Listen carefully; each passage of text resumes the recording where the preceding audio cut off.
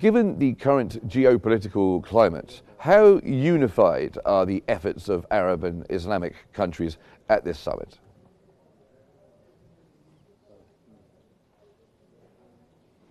Certainly, this is an extraordinary summit to be convened following 1 year of the regular one in the same date.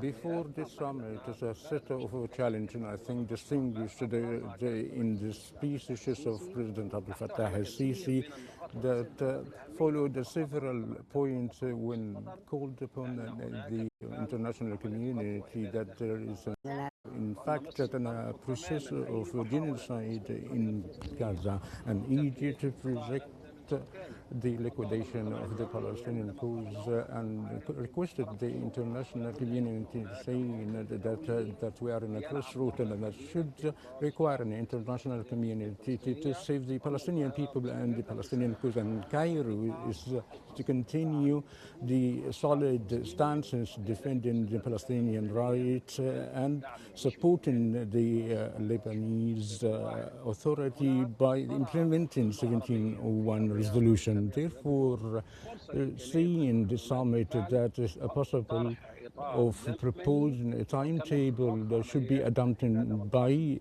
ending the genocide in the Gaza Strip, and given the fact that the chief of the U.S. administration presided by Trump in January, and I think that the summit will come up with a positive output, on top of which to be an extension of the Arab ministerial community work by communicating with the U.S. administration to possibly laying out a timetable to put an end of the killing in the Gaza Strip and Lebanon, and to provide an umbrella for the international allies to ensure the two-state solution to be an advanced step towards the possibility of the establishment of a Palestinian state after the end of the war and the adoption of the formula of the day after the war.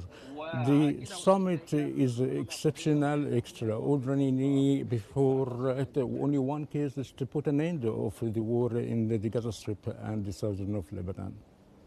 Okay, and you mentioned the United States there. How do Arab leaders view the role of the international community in stopping the ongoing attacks in Gaza and Lebanon?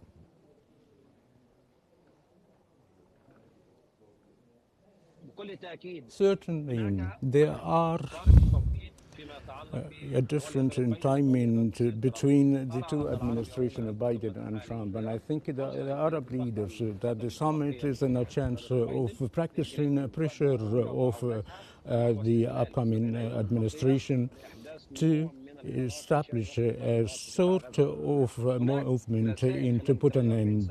There are messages throughout the past 48 hours affirming that it's an American desire to stop the war in Lebanon firstly, and Gaza will take some time. And we'll think that the output of the summit to be and to continue the communication with Biden's administration, and in the meantime to open channels of communication to President Trump to practice a pressure and to put an end of Lebanon, and that will take 2 to 3 weeks as Trump promised to put an end of the wars in Ukrainian and Palestine occupied lands.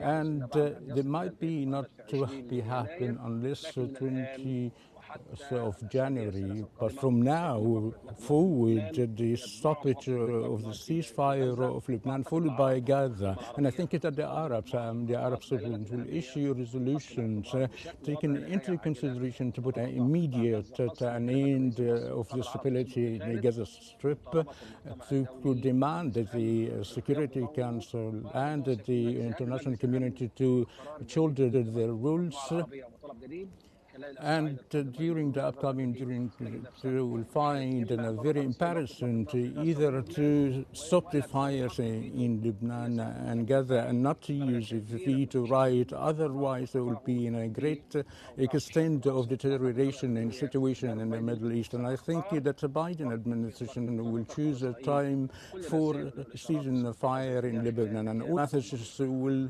clarify this during the upcoming hours.